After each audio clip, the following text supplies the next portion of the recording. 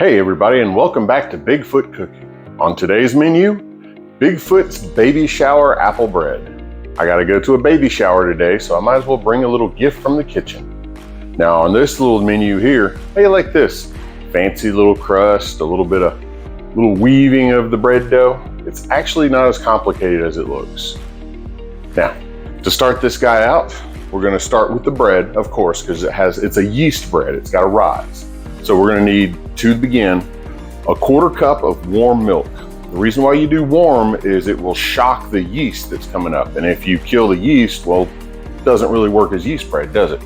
So 1/4 cup of warm milk, 3/4 cup of sugar, 2 tablespoons of yeast or a packet of yeast if that's what you use, 2 eggs, a teaspoon of salt, 2 teaspoons, gotta remember, 2 teaspoons of vanilla extract, a 1/2 cup of butter, and 2 cups of flour. Now, that's the bread dough. For the filling, because it's almost an apple pie made into bread, we're gonna use about 5 apples. That's about 2 pounds. I'm doing Honey Crisp with this, something a little different. I'm gonna use, for the filling, like I say, you got your 5 apples. We're gonna use a 1/2 stick of butter, 2 tablespoons flour, 1/8 cup of water, and a 1/2 cup of sugar. Now that together will make the filling. So let's go ahead and get started with the bread because it's gonna need a little bit of time to get situated. Now the first thing we gotta do is wake the yeast up because when they process it, they freeze dry it or something, it puts it asleep. So step 1, we're gonna take our nice warm milk, not hot, not cold. We're gonna pour it in. We're gonna follow that up with our yeasties to wake them up. And we're gonna steal 2 tablespoons from our sugar. We're gonna plop these guys in here. We're gonna give it a mix. Yes, I know I'm using my measuring spoon to mix it, but it's okay. It doesn't care, I asked. It's consensual. We're gonna mix this up. That way the yeast has sugar to eat, the milk to base in. We're gonna let this sit for about 10 minutes to wake up all that yeast. And while that's going on, we'll work on the rest of the stuff. Now that we've got our yeast doing its yeasty thing, we're gonna mix up the liquids for the bread. So that way, by the time it's done, this will be done. I've melted the butter and now we're gonna add everything else. We're gonna dump in our sugar. We're going to do our little bit of salt right here. We're gonna add the vanilla extract because, man, you know this makes it taste wonderful. And we're gonna put our eggs in it. Bloop, bloop. All right. And now we give it a good stir. You're basically trying to mix this up just as good as you can, get the sugar done into it. That way it's a nice homogeneous, big word of the day, homogeneous mixture. And speaking of things being mixed up, if you don't mind mixing up your fingers and mashing on the subscribe, the like, and all those other magic buttons down there, that way the next little thing I make up you can check out, I'd appreciate it. I'm trying to get one of those silver play buttons. It takes a little while, and I'd appreciate your help in that. Now that we're all stirred up and I'm not feeling any of the grains or anything when I mix it, you got just a nice gooey substance for the moment, but I'll tell you what, the vanilla makes it smell really good. So now, let's give it our yeast, the rest of it's 10 minutes, and we're gonna mix it all together. Now that our yeast is done up, we're gonna add our flour into the mixer. Ooh, a little dusty. We're gonna add our yeast. Now look at this guy. See how we're bubbly and frothy and everything? That means everybody's woke up and it's ready for the party. We're gonna add that. And then we're gonna add our egg mixture. So go ahead, that'll give us everything we need to make this dough for this here apple bread. All right. And now we're gonna set this guy on low, let it stir it for a little bit and get fully incorporated. Once we're all mixed and situated, you'll notice that the dough starts coming off the side. That's what we want. We're gonna give it a few more minutes of this. That way the gluten and all the whatever magic is going on in the bread does its thing until we get a nice ball. And now we have our lovely dough. Notice how we can stretch and it pulls back a little. That's what we're ready for. Now let's dump this out and do a little bit more kneading and let it rest. Now that we've got our dough mixed, let's shake it like a salt shaker and dump it out and do a little bit of kneading. Look at there. Just pull and tug. What you're doing here, you're aligning up all the glutens, making this thing where it's the best daggum bread you can make. We're gonna do this for about, I don't know, 10 minutes. Won't bore you with the details. And then we'll put it to rest and let it rise for an hour. Now that we've got our bread just as purty as can be, we're gonna dump it in this oiled, because we gotta have the oil, otherwise it sticks.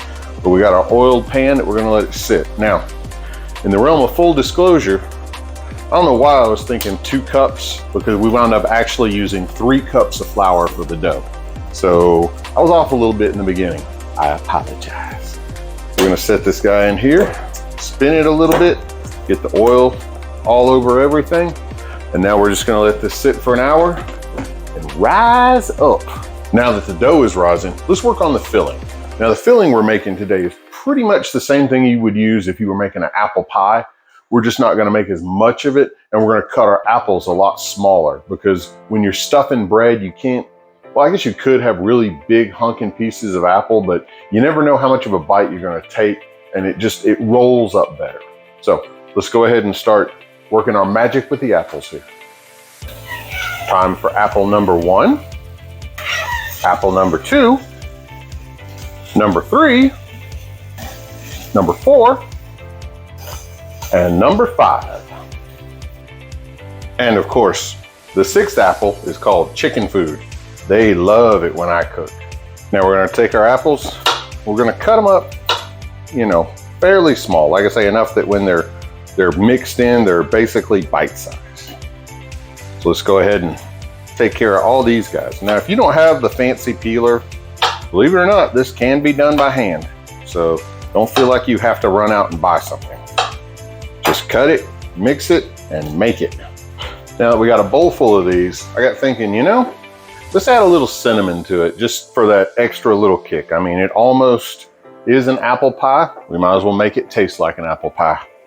So while this is going, it's time to put the butter also into the not frying pan, into the nice little warming box. And let's get all this melted and mixed together.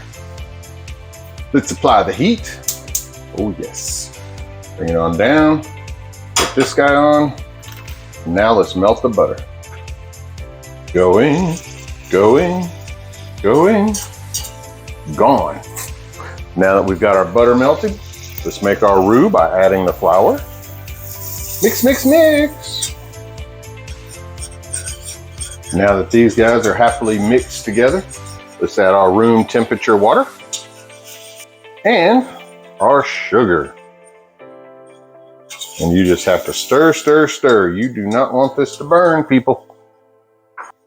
Now we're gonna stir this until we get all the sugar melted and it looks like a syrup or a light caramel or whatever you wish to call it. But basically, once all the granules of sugar are gone, we have reached the money.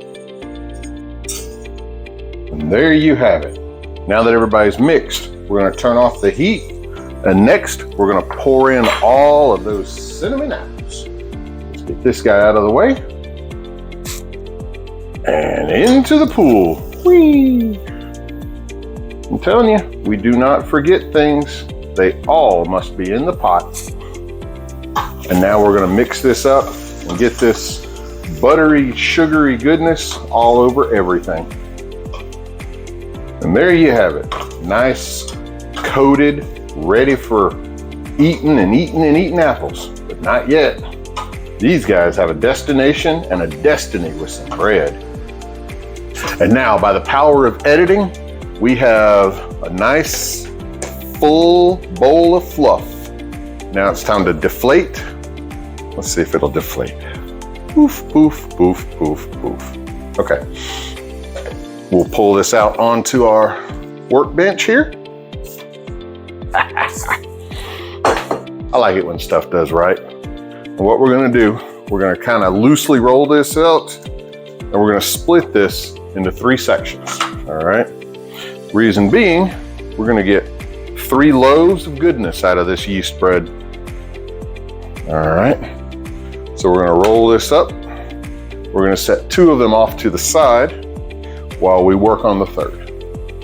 All right. We have our dough. Let's roll it out into a pretty decent rectangle.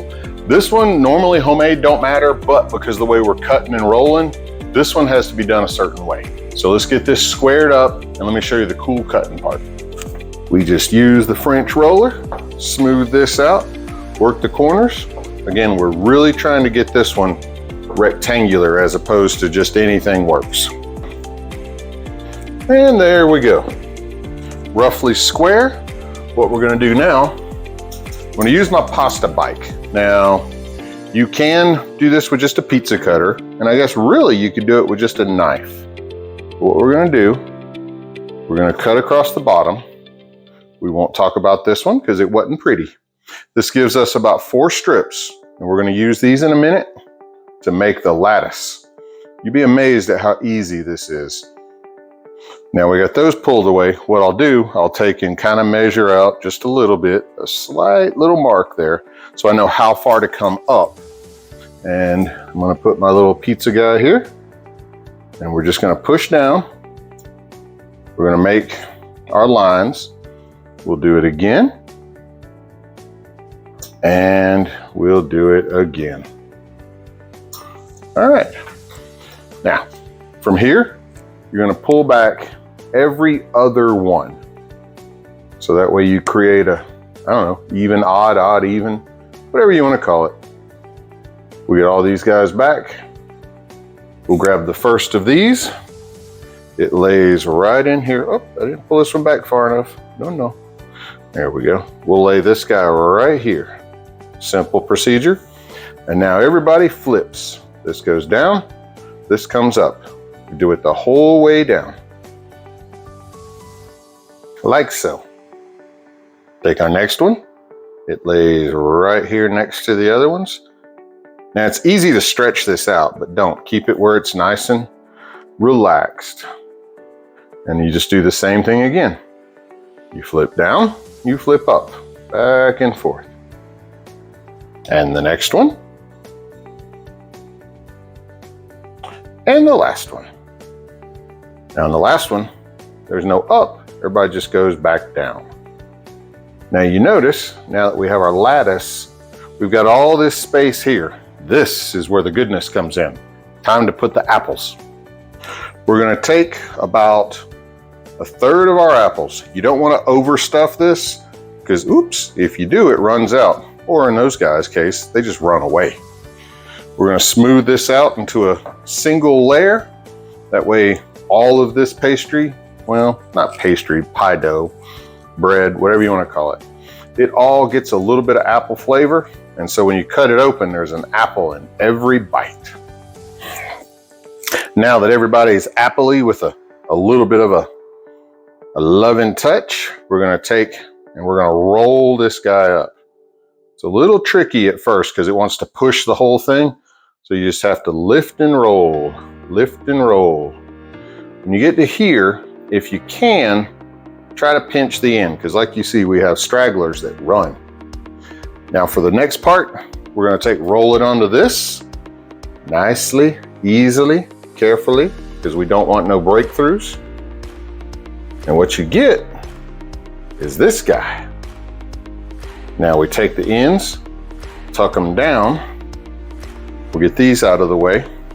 You'll take this, carefully pick it up.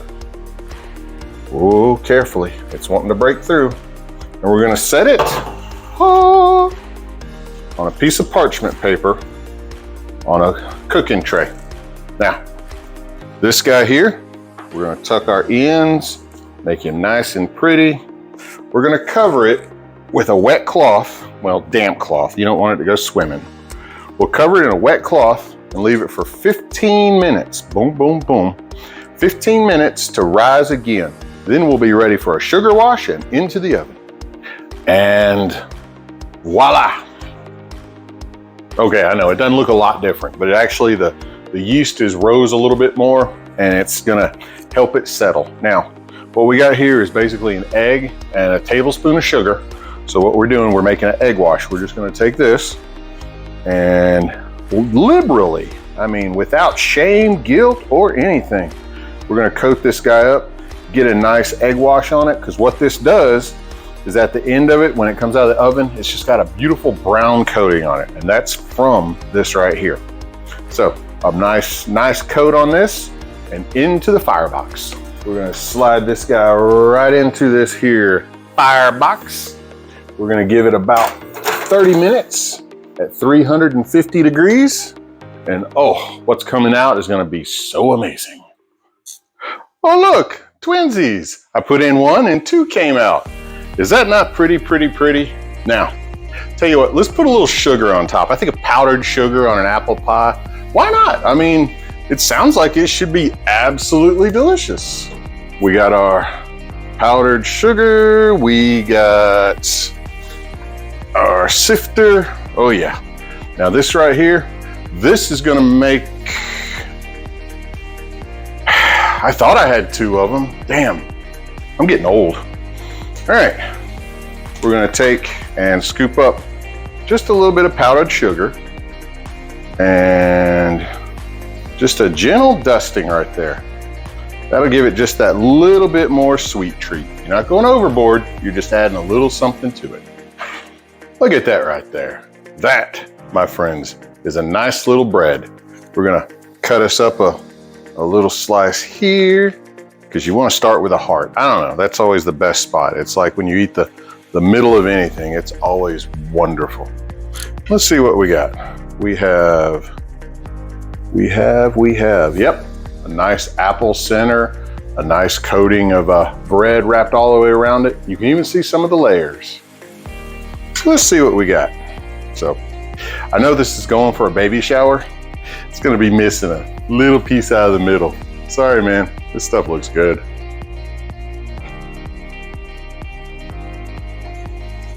Oh, it tastes good too. The cinnamon infuses a whole daggum thing. And of course, apples, you can't really go wrong with apples. So as much as I could scarf this whole thing down now, okay, really got to remember, Bigfoot is real.